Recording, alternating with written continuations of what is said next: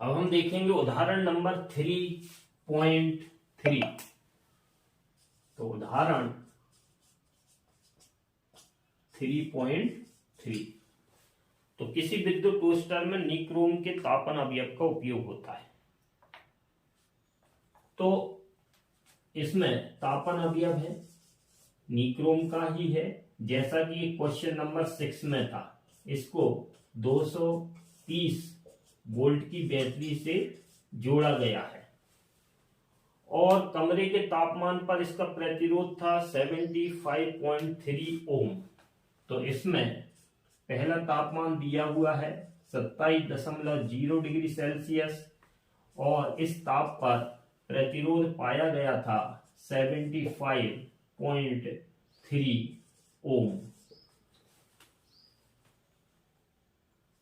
और बाद में 2.68 एम्पियर की स्थायी धारा, तो इसमें 2.68 एम्पियर की स्थायी धारा बह रही है। तो क्वेश्चन नंबर 6 में हमने देखा था कि पहले धारा का मान प्रारंभिक धारा अलग दिया था और बाद में स्थायी धारा दी थी।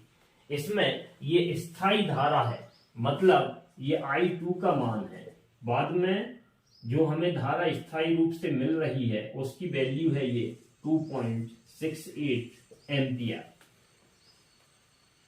निक्रोम अवयव के स्थायी ताप, तो दूसरा वाला जो ताप होगा वो हमें ज्ञात करना है, स्थायी ताप।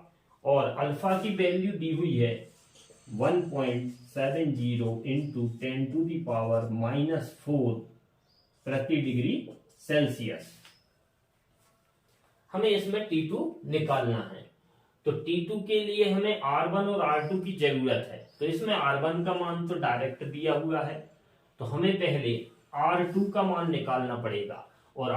तो R2 का मान निकालने के लिए हम ओम के नियम की सहायता लेंगे।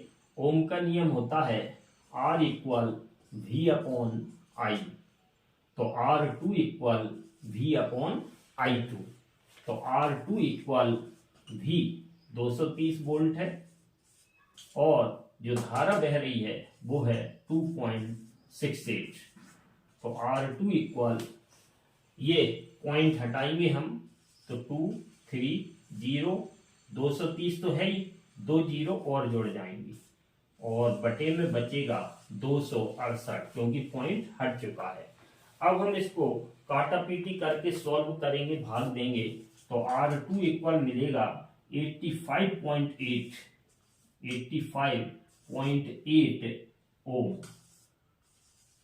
ये हमें R2 का मान प्राप्त हो चुका है। अब R1 है हमारे पास, R2 है और T1 भी है और अल्फा भी है। तो हम अब मेन फॉर्मूले का यूज करेंगे। तो ये क्वेश्चन सेम टू सेम 3.6 जैसा है। तो हमारा मेन फॉर्मूला होता है R2 equal R1 1 plus alpha T2 minus T1। इससे हम T2 का फॉर्मूला बनाएंगे। तो T2 equal R2 minus R1 upon R1 alpha plus T1। इस फॉर्मूले में हम सभी की वैल्यूज रखेंगे। तो T2 इक्वल, R2 हमारा आया था 85.8 माइनस R1 दिया हुआ है 75.3 अपॉन R1 है 75.3 इंटू अल्फा की वैल्यू है 1.70 इंटू 10⁻⁻4 प्लस T1 की वैल्यू है 27। अब इसको हम सॉल्व करेंगे। तो T2 इक्वल, ये ऊपर बचेगा 10.5 बटे 75.3 गुणे 1.70। 10⁻⁻4 को ऊपर ले जाएंगे तो 10⁻+4 और प्लस 27। ये पॉइंट से पॉइंट कैंसिल होगा और इस पॉइंट को हटाने के लिए ऊपर हम 2 जीरो बढ़ाएंगे। तो ये पॉइंट भी खत्म, 1 जीरो से 1 जीरो कैंसिल हो जाएगी। तो T2 इक्वल मिलेगा 105 और 1 जीरो ये है अपॉन 17 और 553। जब हम इन दोनों का गुणा करेंगे तो 12,801 मिलेगा, 12,801 और इंटू 10⁴ प्लस 27। तो T2 इक्वल ऊपर है 1050, नीचे है अपना 12,801।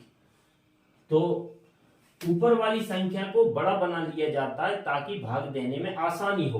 तो हमारे पास 4 जीरो एक्स्ट्रा पड़ी हैं, तो इसमें हम 1 जीरो लगाएंगे तो ये बनेगा 10,000, फिर भी छोटा है तो 2 जीरो का उपयोग कर लेंगे।